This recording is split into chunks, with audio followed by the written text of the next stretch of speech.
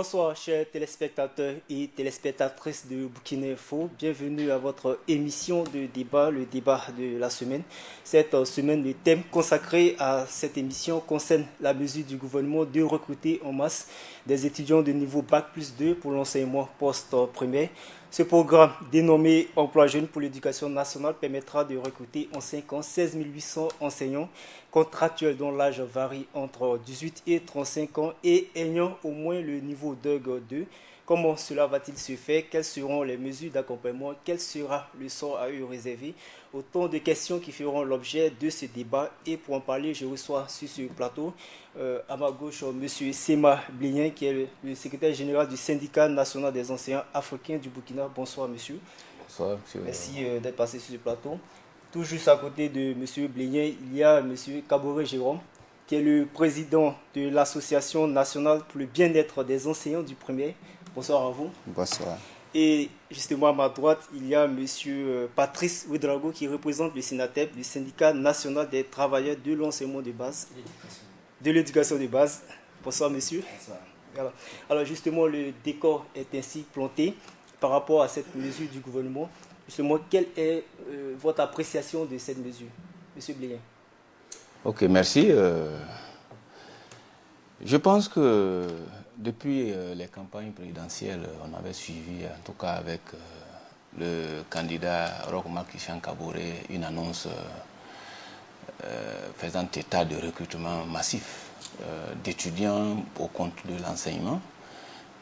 En son temps, nous avions tous trouvé ça, en tout cas, une bonne chose. Et une fois élu, je pense que c'est une certaine traduction dans les faits d'un engagement qui a été pris lors de la campagne. Toutefois, en tant que syndicat d'enseignants, on a des interrogations quant au mode de recrutement. Pour nous, il s'agissait d'emplois permanents qu'on offrait à ces jeunes étudiants pour qu'ils intègrent l'enseignement afin qu'on jugule un problème crucial qui est le problème donc, des ressources humaines que l'on traîne depuis la mise en œuvre du continuum. Beaucoup de nos classes sont vaquées, on a fait appel à des vacataires qui eux-mêmes n'ont pas été payés par moment, qui ont fait blocage des résultats, etc. Il y a beaucoup de problèmes sur le terrain. Et donc recruter des étudiants Bac+2 venait en quelque sorte comme une réponse à cette crise. Mais maintenant, moi je suis travailleur. Je suis également syndicaliste. Je suis un peu à cheval sur les textes de notre État en matière de gestion de carrière. Je voudrais d'abord regarder la mesure sous l'angle juridique. Parce que si c'était sous la transition que de telles mesures avaient été prises, on se dirait pas totalement en état d'exception, mais on n'était pas très loin de là. Alors, on pouvait comprendre que dans une situation de détresse, on fasse appel à des mesures, j'allais dire, exceptionnelles. Mais il se trouve que ce gouvernement est issu d'élections démocratiques et donc devrait, pour tout recrutement, faire beaucoup attention au texte que le gouvernement lui-même s'est doté en la matière. Notre fonction publique ne connaît même pas, au terme de la loi 081 qui a remplacé la loi 013, deux types de travailleurs. Nous n'avons que des fonctionnaires. Alors, ces jeunes qui arrivent de cette façon, comment vont-ils être gérés par justement la fonction publique?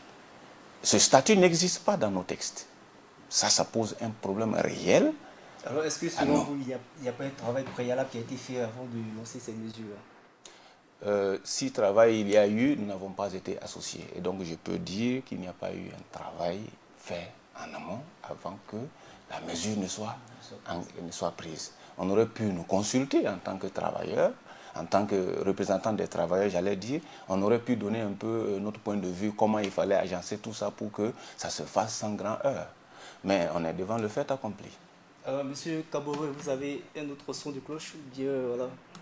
Bon, merci. Il faut d'abord dire que, comme mon prédécesseur l'a dit, c'est une promesse de campagne qui est en train de se traduire en acte. Donc, nous avons au départ pensé qu'une mesure qui vise à offrir vraiment de l'emploi à des jeunes. Cette mesure ne peut être que salutaire. Bon, le problème que nous percevons, c'est qu'en tant que mouvement qui lutte pour le bien-être des enseignants, nous sommes en train de nous demander, mais si le contrat de ces jeunes étudiants, c'est pour un an renouvelable à concurrence de 3 ans, parce que j'ai lu le communiqué comme ça. Alors, la question qu'on se pose, c'est vraiment sur quel texte juridique on va aligner donc ces jeunes-là. Alors, l'intervention donc de mon prédécesseur vient m'éclairer parce qu'au début, en tant qu'association, je me suis dit peut-être que les syndicats avaient été associés à cela et que, parce que vous savez, au MENA, on n'a pas l'habitude d'associer les associations simples aux discussions, aux échanges. Donc, de prime abord, je me suis dit, bon, peut-être que les syndicats ont été associés et j'avais commencé à me poser des questions. Si les syndicats ont été associés, comment ils ont perçu le problème et quelle caution ils ont dû donc donner à cette mesure. Voilà, bon, je me rends compte donc que c'est une mesure également qui les surprend. Bon, tout de suite, on peut dire que c'est du travail qu'on a donné un tant soit peu à des jeunes. Justement, dans la forme de cette mesure, tout à fait. Il y a un manque réel d'enseignants Voilà. et il y a également beaucoup de jeunes diplômés qui sont sans emploi. Tout à fait. Dans la forme, est-ce que ça ne vient pas un peu résorber un peu ces deux problèmes-là? Oui, mais un problème de cette nature doit être en fait, résolu, attaqué aussi bien sur le plan forme que sur le plan fond. Voilà. Parce que jusqu'à aujourd'hui, même les étudiants eux-mêmes, ceux que j'ai déjà rencontrés, ne comprennent pas très bien les termes même du recrutement. Hein, on dit une année à concurrence de 3 ans. Bon, vraiment, je parie que à l'heure où on est, on n'a pas très bien compris exactement Alors, dans le fond. les thèmes dans le fond. Dans le fond, vraiment, ce qu'on recherche. Alors, Monsieur Patrice Medrago, vous l'avez compris un peu dans le fond? Merci. Avant de répondre à votre question, je veux vous dire merci pour cette invitation qui va nous permettre effectivement de donner notre point de vue par rapport à cette mesure. Je dirais que pendant la campagne, à travers la CCVC, la coalition contre la vie chère, il y a une plateforme qui a été adressée à tous les 14 candidats, en fait, qui devrait effectivement se pencher sur le cas de l'éducation, qui est très sensible et qui intéresse plus que les acteurs de l'éducation. Il faut dire qu'effectivement, au cours de la campagne, ce qu'on a entendu, c'est que si M. Marc-Christian Kaboré est élu, il allait lutter contre le chômage, trouver de l'emploi pour les jeunes.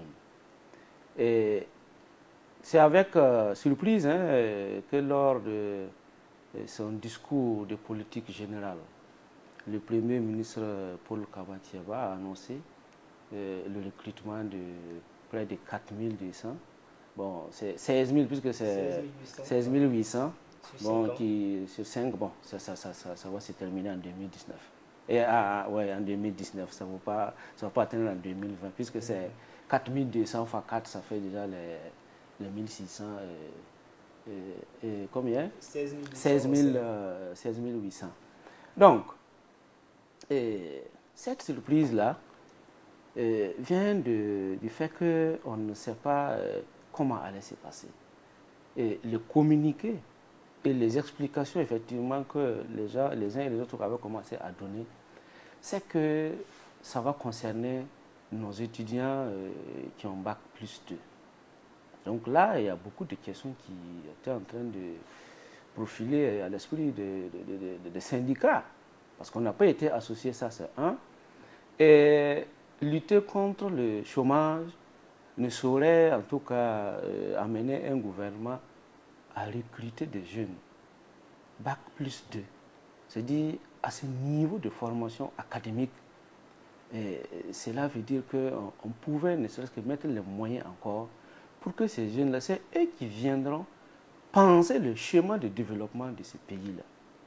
Et l'éducation ne se traite pas avec légèreté. Donc, recruter quelqu'un qui a bac plus 2, plus 6 mois de formation, on s'est demandé, mais à quoi cela va correspondre? Un minimum de bac plus 2. Un minimum de bac plus 2, plus 6 mois de formation. Alors que déjà, ce qui existe sur le terrain, au niveau de l'éducation, il y a déjà des problèmes par rapport même au temps de formation de ceux qui viennent pour enseigner. Maintenant, l'appréciation que nous faisons, c'est que cette mesure, nous pouvons dire que c'est une fuite en avant. Recruter 4200 bacheliers ne saurait résoudre le problème du chômage. Et vous voyez que le recrutement va se faire sur sélection, sur dossier. Et le contrat est renouvelable 1 an jusqu'à concurrence de 3 ans. Et selon le conseiller technique, c'est qu'au bout de 3 ans, ces étudiants-là constitueront le vivier pour que la fonction publique les recrute. Donc, vous voyez, comme il n'y a pas eu de base légale pour recruter ces étudiants, puisque c'est le ministère de la Jeunesse, la formation et l'insertion professionnelle qui recrute ces éléments-là. Donc, on a regardé, il n'y a aucune base légale pour encadrer cela. Et la question, à quoi cela correspond cela? C'est le SND ou bien on veut faire de l'éducation un réservoir de haute intensité de main-d'œuvre ou quoi? Parce que vous savez qu'un enseignant qui est en classe et qui sait que son traitement, c'est ce qu'il va recevoir, ne va pas suffire pour lui-même régler ses problèmes. N'en parlons pas. Sa famille, ça veut dire que déjà le travail qui va se faire, ça ne va pas être un travail de qualité. Donc, pour nous, cette mesure est à revoir. Parce que ça ne résoudra pas le problème, la question du chômage au Burkina Faso. Et ça, un emploi non sécurisé ne veut pas dire qu'on a trouvé de l'emploi pour des jeunes. Alors justement, on aurait aimé justement avoir un représentant du gouvernement sur ce plateau pour en débattre. Justement, le représentant du ministère de l'Éducation nationale, en la personne du directeur des ressources humaines, M. Évariste Savado, a été empêché à la dernière minute. Mais j'espère bien que nous allons pouvoir poursuivre avec le débat. Alors, M. Sima, alors justement au niveau de dans la forme pratique, comme on le disait tout ça. C'est vrai qu'au départ de cette annonce, ça a été beaucoup apprécié sur les forums de discussion. Voilà, les forums de discussion, ça a été apprécié. Mais quand il s'est agi d'expliquer un peu les modalités pratiques de ces mesures, alors il y a eu comme une sorte de réticence au niveau justement des acteurs, certains acteurs. Oui. C'est vrai, nous avons tous suivi un peu ce débat sur les réseaux sociaux, etc. Ou en tout cas, la majorité des Burkinabés d'emblée avaient salué la mesure qui venait un temps soit peu, en tout cas, répondre à des attentes pressantes de notre jeunesse. Nous le disons, on le répète toujours, ce régime aura beaucoup à faire. Quand on regarde d'où on vient, l'expression populaire qui s'est exprimée les 30 et 31 octobre pour chasser la 4e République ne s'est pas faite sur un coup de tête. Il y a des causes profondes qu'il faut que l'on analyse. Et l'une de ces causes, c'était justement le chômage massif des jeunes. On ne savait pas trop quelle était la politique en direction de la jeunesse qui était mise en œuvre pour permettre justement que toutes ces vagues qui quittent nos universités puissent s'insérer. Et donc cette mesure venait comme une certaine réponse à une attente pressante. Alors, comme je l'ai dit dans l'entame de ce débat, à première vue, on salue la mesure. C'est quand on essaye maintenant d'aller en profondeur, les questions vont commencer par jaillir. Alors justement, qu'est-ce qui pose exactement problème? C'est la question de la rémunération ou justement? Les problèmes sont à différents niveaux. Okay. On pourrait les situer à 3 niveaux. Le premier niveau, on en avait déjà parlé, c'est le niveau juridique. Okay. en matière de recrutement, ou en tout cas d'embauche au Burkina Faso, il y a des règles, il y a des lois à respecter. Et ce n'est pas bon que ce soit l'État qui donne ce type d'exemple au privé burkinabé. Lorsque l'État recrute comme ça, sans qu'il n'y ait, j'allais dire, parce que le contrat dont il est question, ce contrat, pour nous, n'est pas codifié dans notre code du travail. Alors, il s'agit de quel type de contrat? Et même si ce type de contrat était reconnu dans notre code du travail, est-ce que c'est du rôle de l'État, justement, de faire prospérer ce genre de recrutement? Je crois que non. Des pays avant le Burkina ont eu recours à ce type de recrutement. Mais quand vous regardez, ils y étaient obligés. C'est en général des pays qui étaient en guerre ou qui sortaient de guerre. Mais le Burkina... Le Burkina aussi vient de sortir d'une transition politique. Vous aviez bien dit une transition politique. Nous n'avions pas fait une guerre civile ici qui a détruit toute l'économie. C'est vrai, on entend les politiques se plaindre comme quoi les caisses sont vides. Mais justement, écoutez, vous savez, sur ce terrain aussi, il y a à redire. Hein. Voilà, on ne peut pas comprendre que en 2014 seulement, il y avait tellement de surliquidité dans ce pays-là, on ne sait pas d'où est passé l'argent. Voilà. Ce n'est pas du mercure qui s'évapore, qui s'enfuit outre mesure. Je ne rentre pas dans ce détail-là, mais je reviens à ta question, les interrogations. Alors, quand on laisse le niveau juridique, il faudra prendre également le niveau, l'aspect pédagogique. Et pour nous, ça c'est fondamental. La formation de 6 mois qu'on veut offrir à ces jeunes, elle se fera où? Et cette formation est codifiée par quel texte? Justement, on a alors révélé... L'IDS n'a pas ce type de formation, encore moins l'ENS. Alors, je ne sais pas, on le formera où? Ça n'existe pas dans notre schéma de formation initial. Et pédagogiquement parlant, ces 6 mois sont nettement insuffisants pour faire de ces jeunes des pédagogues confirmés afin qu'ils n'aillent pas sacrifier la jeunesse. C'est vrai, on me dira que même pire que ça, on a eu recours à des jeunes qui directement de l'université, on a fait parachuter dans des classes. Mais il n'y a qu'à engager une étude pour voir le sacrifice qui a été consenti à ce niveau-là. Maintenant, le 3e niveau, c'est la question de la rémunération.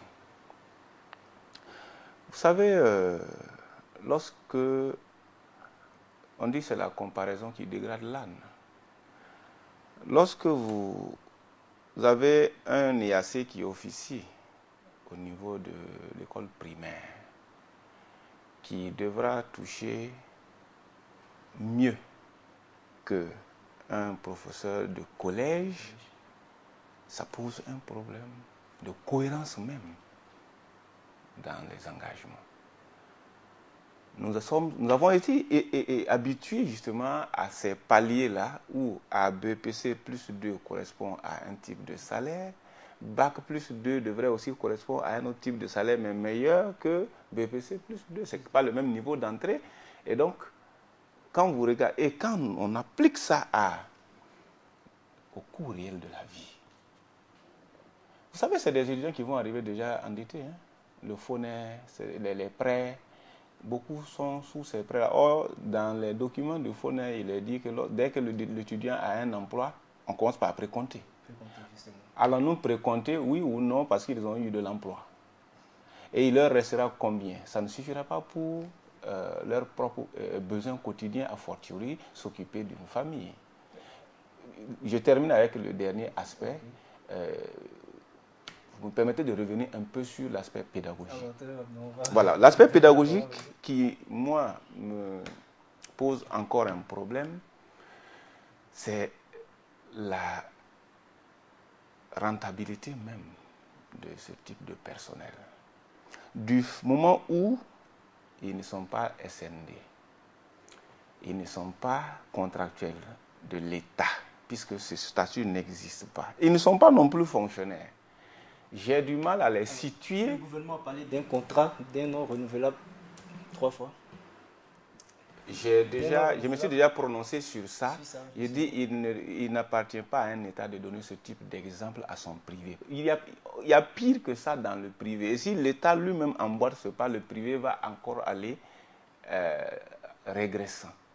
C'est pourquoi il est bon que l'État donne toujours le bon exemple. Il faut donner des emplois stables aux jeunes.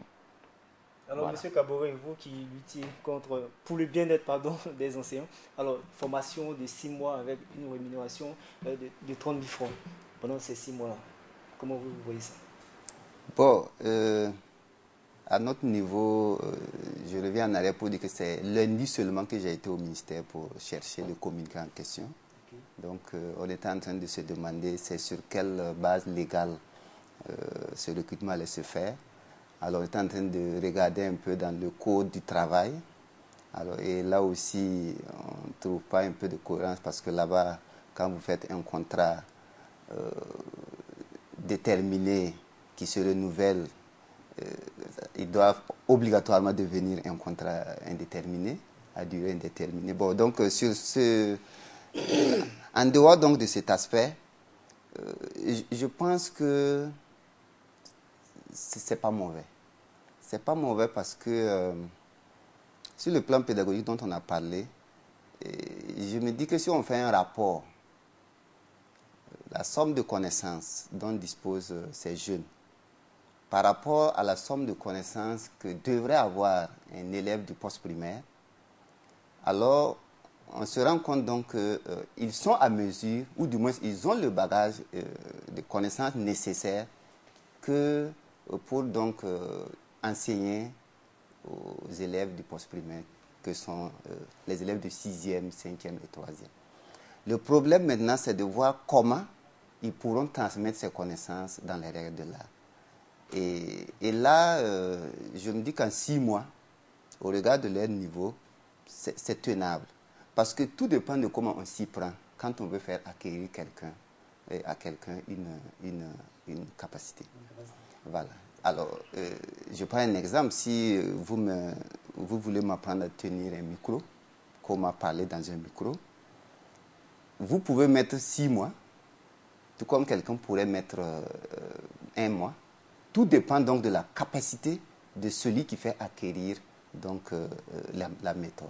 Donc, je me dis peut-être que, comme on ne maîtrise pas tous les contours, mais techniquement, au regard de leur niveau, et je pense qu'en 6 mois, ils peuvent vraiment pouvoir apprendre la technique de transmettre les connaissances à des élèves dont le besoin de connaissances n'est pas supérieur à la somme de connaissances qu'eux possèdent. Alors, Monsieur Kaboré, Monsieur Ouedraogo, on va revenir à vous. On va d'abord permettre aux téléspectateurs, mais également à vous, de suivre un micro-trottoir des étudiants, ce qu'ils en pensent de cette mesure du gouvernement.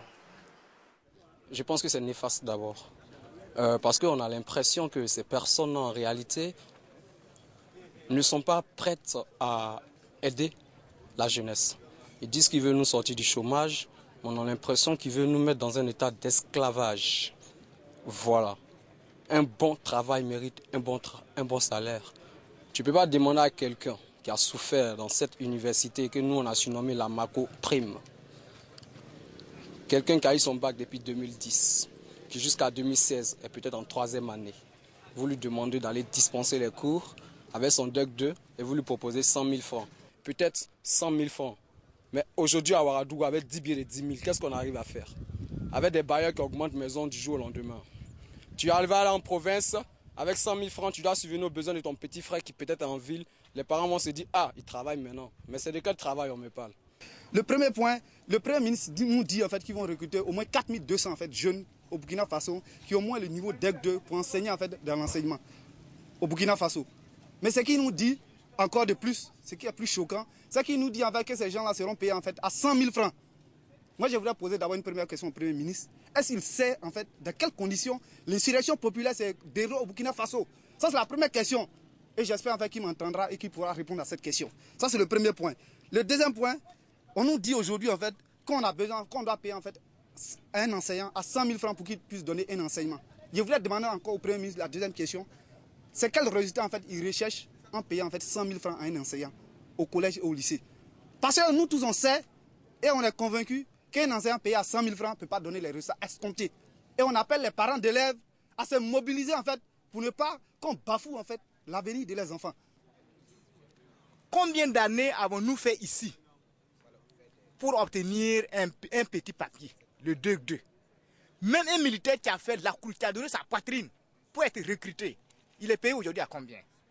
Vous savez, on nous a longtemps humiliés. Nous avons été l'objet de provocations et d'humiliations constantes dans ce pays-là. Mais il est temps qu'on nous prenne au sérieux. Vous voyez? Comment on peut demander aux étudiants de venir, d'aller enseigner, et puis on leur demande, on leur propose un salaire de 100 000. C'est dire qu'on méprise même d'abord le contenu de l'enseignement qu'on va dispenser dans les classes. Et si on méprise, si on estime que le contenu est nul, quel avenir ces autorités préparent pour la génération qui vient? C'est humiliant. 100 000 francs pour récompenser, je dirais récompenser en griffe, parce que c'est la rémunération de quelqu'un qui aura en charge toute une famille, parce que espoir de toute une famille. Quelqu'un qui a fait plus de 18 ans d'études, dont les parents attendent qu'il vienne comme sauveur, qu'il vienne aider sur le plan social, contribuer à l'épanouissement de toute une famille, est récompensé à hauteur de 100 000. Honnêtement, je pense que c'est une insulte sur l'honneur des étudiants que nous sommes aujourd'hui. Je pense que ça ne nous étonne pas, parce qu'en tant que quand même intellectuel, déjà l'annonce de cette mesure, quand même, pour quelqu'un qui est avisé, pouvait déjà s'inquiéter de la mise en œuvre. Plus de 16 000 ou 18 000 étudiants qu'on va recruter, déversés dans la fonction publique. Et apparemment, le coût global s'élève à hauteur de milliards et on qualifie ça d'un coût très très très élevé. En réalité, quand j'ai regardé le proforma, le coût, quand même, on se félicite de ce qu'on a éjecté dans la résolution du chômage. Mais j'ai dit non. En même temps, ils sortent ce proforma et ils parlent de contractuel. Je pense que c'est un jeu de cache-cache. Et pour ma part, je pense que le gouvernement fera mieux de s'attaquer au vrai problème du chômage. La question n'est pas de recruter des étudiants et de les déverser dans la fonction publique, non. Plutôt, c'est de penser comment orienter l'éducation que nous avons aujourd'hui et que nous héritons. Je prends un exemple palpable. Si le gouvernement utilisait cet argent pour construire des usines et promouvoir à l'occasion la matière première que nous avons au Burkina Faso, je pense que, ces usines allaient embaucher des étudiants, allaient rémunérer ces étudiants dignement et humainement parce que, ayant les conditions nécessaires de son développement, ces usines-là pourront avoir le capital nécessaire pour répondre à cette aspiration de cette jeunesse. Alors, merci, on vient de suivre un micro-trottoir sur la situation, sur cette mesure gouvernementale. Alors, monsieur Patrice Oudaro, qu'est-ce que vous en pensez? Bon, je pense que... L'étudiant qui pense qu'il faut orienter un peu l'éducation, justement. Bon, au risque de me répéter... la répétition pédagogique. Oui, mais ce que nous avons dit, ça ne va pas... ça rencontre la position de ces étudiants-là. La lutte contre le chômage, trouver de l'emploi pour des jeunes, ne saurait se faire à travers c'est-à-dire un recrutement sur sélection de dossiers pour que chacun vienne donner ce qu'il peut pour dire qu'on recherche la qualité dans l'enseignement. Et en abordant, j'ai dit que l'éducation est un domaine très sensible qui va au-delà de ses acteurs. Aujourd'hui, dans la bouche de tous les politiques, c'est que l'éducation est la base du développement. est-ce que vous pensez que quelqu'un qui reçoit un enseignement moins qualitatif pourrait imaginer un autre destin que celui que l'imposent effectivement les institutions impérialistes telles la Banque mondiale? Nous pensons que l'éducation, c'est ce qui se passe au Burkina Faso, c'est une éducation orientée. C'est sous la houlette des institutions financières internationales qui imposent leur orientation à ces États.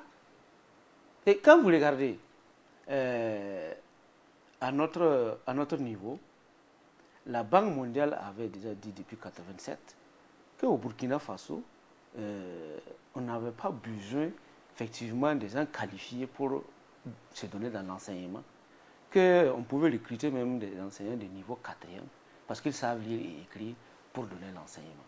Alors que quand vous prenez les pays à côté, prenez la Côte d'Ivoire, pour enseigner, d'abord il faut avoir quel niveau? C'est la licence, plus 3 années de formation. Et ici, on pense que quelqu'un qu'on va recruter avec plus 6 mois de formation, au regard de la somme de connaissances qu'il a, il peut être efficace. Ça, il ne faut pas qu'on se voile les yeux. Ce n'est pas vrai. Et aujourd'hui, c'est que nous... L'efficacité est tributaire de la rémunération, quoi.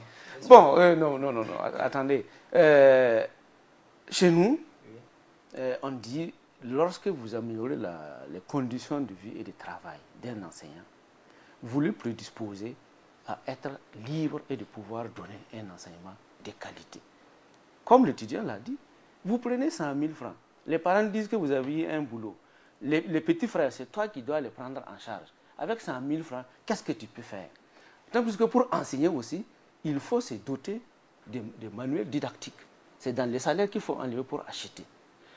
Ensuite, il faut trouver un moyen de locomotion. Si vous êtes très loin de votre, votre établissement, il faut se déplacer, il faut payer de l'essence, il faut se prendre en charge, il faut se soigner, il faut s'habiller. Mais puisque l'enseignant, en plus de somme de connaissances, en plus de ces moyens-là, il enseigne par l'exemple que plus que par ce qu'il dit. Si vous arrivez et que vous êtes à la risée de la population, vous ne pouvez rien donner. Donc, pour nous, l'emploi ne saurait, en tout cas, se définir à travers un contrat renouvelable, 1 an à concurrence de 3 ans. Et je lisais dans un des journaux, le conseiller technique qui dit qu'en réalité, il ne faut même pas assimiler à ce qu'on est en train de faire là à un emploi. Il a clairement dit que c'est une opportunité d'offre d'emploi. Ça veut dire quoi?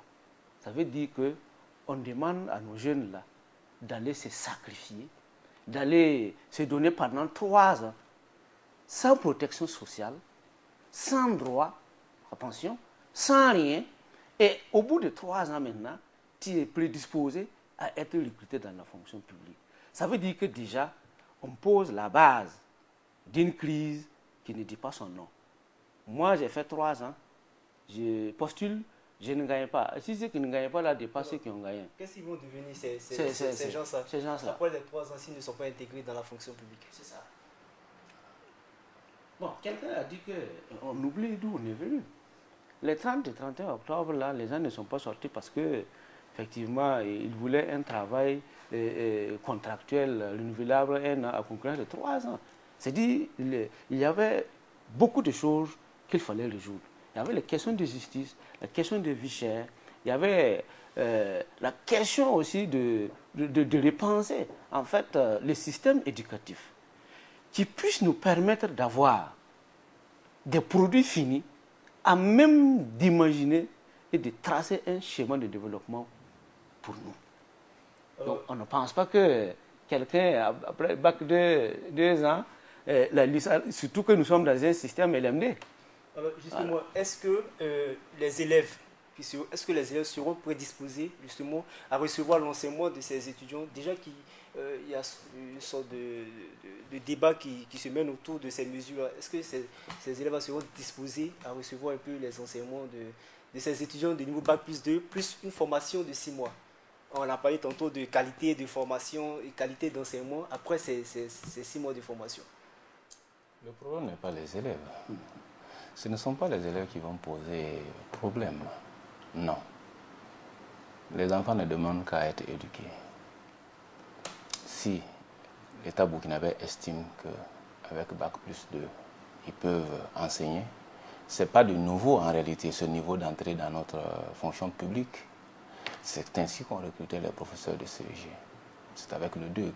Il se trouve que maintenant, comme l'a dit Patrice, nous sommes dans un système LMD où le DEUG n'existe pas. À la vérité, c'est une mesure exceptionnelle que l'État burkinabé s'apprête à prendre dans l'espace UEMOA pour permettre qu'on délivre un parchemin à des étudiants qui n'ont pas atteint le premier palier de leur formation, qui est la licence. C'est un parchemin qui ne peut être reconnu nulle part si ce n'est qu'au Burkina Faso. C'est ça aussi l'autre-réalité. C'est pour cette raison que je disais que j'avais des inquiétudes quant à l'engagement et quant aux résultats escomptés après ce recrutement.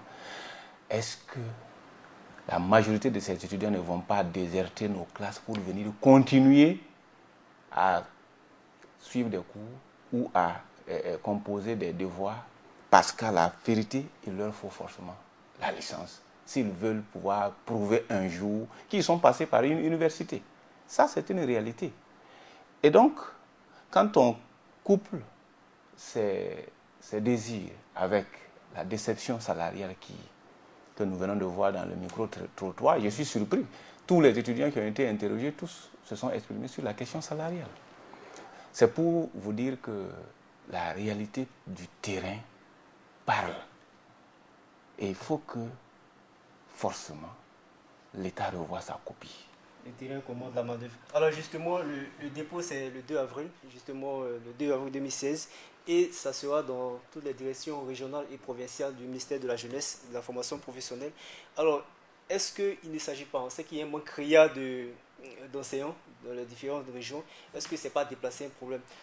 La région du centre pourrait avoir son quota, la région des hauts bassins pourrait avoir son quota. Mais est-ce que les autres régions qui font face à un manque criard d'enseignants, notamment la région de l'Est, est-ce qu'ils pourront avoir leur quota? Est-ce que ces régions pourront avoir leur quota d'enseignants? Puis on veut recruter 4800 étudiants, 4200 étudiants de nouveau Bac plus 2. Bon, en fait, on n'est pas des devins pour savoir qu'à l'avance, les gens ne vont pas déposer, qu'ils n'auront pas le quota. Il y a des régions qui sont, quand on va déposer les dossiers pour passer des concours d'enseignement, justement, il y a des régions qui sont les plus sollicitées par rapport à d'autres régions au Burkina. Voilà. Non, c'est ça, je dis. À l'avance, on ne peut pas dire que ceux qui vont déposer ne vont pas atteindre le nombre demandé.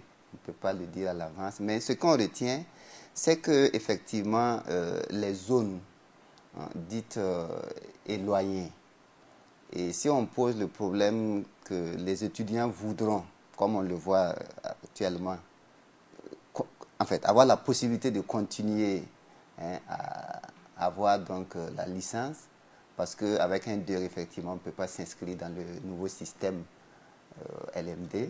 Alors, donc, on peut déjà penser que les zones qui sont plus ou moins très éloignées, les gens ne voudront pas aller là-bas, c'est tout.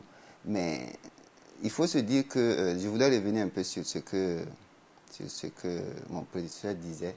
En fait, moi, j'ai plutôt pensé que cette mesure est à inscrire dans le cadre donc, de mesures d'urgence qui tiennent compte des réalités du terrain. La première réalité, c'est qu'on a besoin, il y a des classes qui sont sans professeur. Ça, il faut le dire. Je suis rentré récemment donc, de voyage. J'ai vraiment jusqu'à l'heure trouvé des classes de 6e qui n'ont pas de professeur. Donc, il y a cette réalité d'abord qui est là. Ensuite, il y a aussi l'autre réalité, c'est que la mesure offre la possibilité à des gens quand même de trouver, d'avoir quelque chose sous la main. Parce que je n'ai pas lu quelque part qu'au terme de la première année de contrat, on ne peut pas postuler à un autre concours. Voilà, je n'ai pas vu en tout cas dans le communiqué, parce que ça allait être vraiment aberrant. Donc, ce qui veut dire que je trouve que Bon, en attendant de trouver mieux, on peut en fait faire avec. Ça va permettre aux élèves qui sont sans professeur d'avoir un professeur. Ça va permettre donc aux étudiants qui veulent, puisque c'est ceux qui veulent qui doivent aller déposer. Ça va permettre donc aux étudiants aussi qui veulent avoir quelque chose en attendant. Moi, je dis comme ça. Parce que comme c'est un contrat d'1 an, au bout d'1 an, mais naturellement, tu peux encore gagner mieux. Et même dans la fonction publique traditionnelle, il y a des gens qui quittent parce qu'ils ont trouvé mieux. Donc, en attendant, je me dis que bon, c'est... Quels que soient les griefs côté... Il y a un autre problème, on va aller très rapidement. Il y a un autre problème qui a été soulevé autour de cette mesure-là. Justement, on va revenir, monsieur Ouedraogo, on va revenir.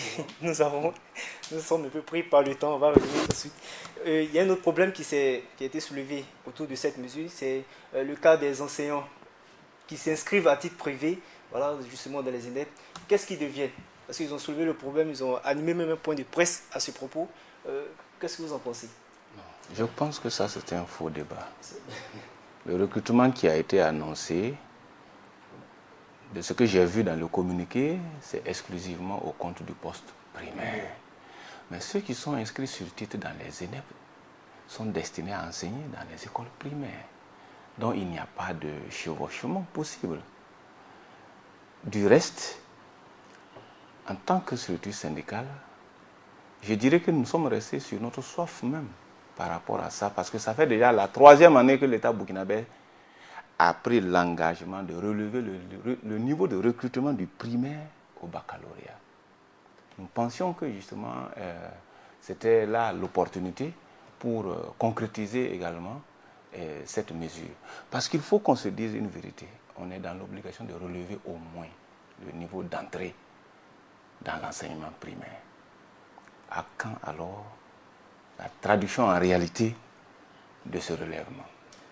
Voilà. Merci, monsieur Dragon. Merci. Et je vais revenir, même si c'est 2 secondes, sur un aspect. Voilà, parce que effectivement, quand on parle du déficit des enseignants dans les localités un peu éloignées, nous, on s'est posé la question. Pourquoi on peut recruter quelqu'un? Et on dit non, vous avez la possibilité, même après le recrutement, d'aller faire un concours si vous avez trouvé mieux ailleurs. Et on a estimé à 6 399 le déficit, selon les sources du ministère. Et je pense qu'en recrutant 4 200, c'est au-delà de 50% pour résorber ce déficit-là. Mais vous imaginez quelqu'un qui arrive et qui n'arrive pas à joindre le début ou qui a eu effectivement mieux ailleurs. Ça veut dire que est-ce que ce n'est pas un perpétuel de commencement? Est-ce qu'on ne crée pas toujours ces postes vacants-là en pensant qu'on est en train de résoudre un problème? Est-ce que ce n'est pas mieux, si on veut vraiment être responsable, surtout pour la question de l'éducation, reposer le problème, recruter des enseignants permanents, bien formés, de qualité, pour quand même donner ce qu'on appelle notre éducation-là, ce qu'on appelle une éducation en fait, qui est de qualité. Non, on ne peut pas. Maintenant, je reviens sur ce que vous êtes en train de dire. Je vais revenir. Okay. Seulement. Pris par le temps, oui, je comprends. Seulement, il faudra que les gens comprennent qu'en réalité, notre position là, c'est qu'aujourd'hui, c'est-à-dire, quand on parle de la formation, c'est-à-dire l'évaluation du capital humain là, ça ne saurait être le fait de recruter des gens pour aller donner ce qu'on appelle des enseignements sur mesure. Ça pose problème. En fait, moi, je vois l'avenir de notre nation là.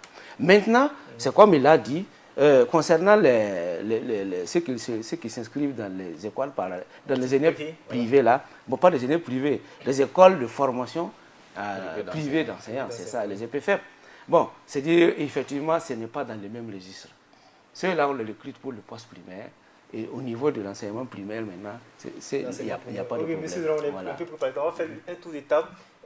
Qu'est-ce que vous préconisiez par rapport à cette mesure? Qu'est-ce que vous souhaitez que ça soit recadré? Monsieur Sima. Oui, je crois qu'on l'a déjà dit, on souhaiterait que ce soit recadré.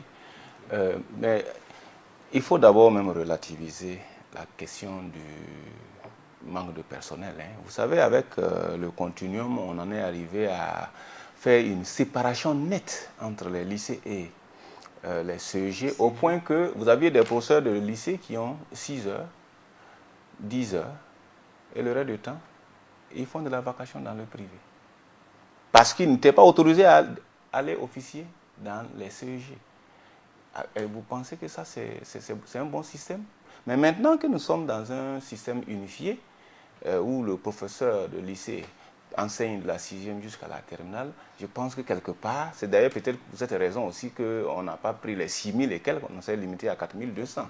Ça va permettre de redéployer davantage ce personnel qui était employé à moitié, j'allais dire. Maintenant, qu'est-ce qu'on peut faire pour améliorer? Puisque jusque-là, nous n'avons fait que critiquer. Oui, on peut améliorer. Alors nous sommes au thème nous allons revenir, peut-être qu'on aura peut-être un autre plateau sur lequel on va revenir en détail sur ces aspects-là, ces différents aspects, surtout en ce qui concerne le recadrement tant souhaité de cette mesure. Alors je rappelle que était sur ce plateau M. Sema Blien, qui est le secrétaire général du syndicat national des enseignants africains du Burkina. Et juste à côté de lui, M. Jérôme Okaboré, qui est le président de l'Association nationale pour le bien-être des enseignants du primaire du Burkina. Et enfin à ma droite, M. Patrice Ouedraogo, qui a représenté ce soir le SINATEB, le syndicat national des travailleurs de l'éducation de base. Merci à vous d'être passé sur ce plateau.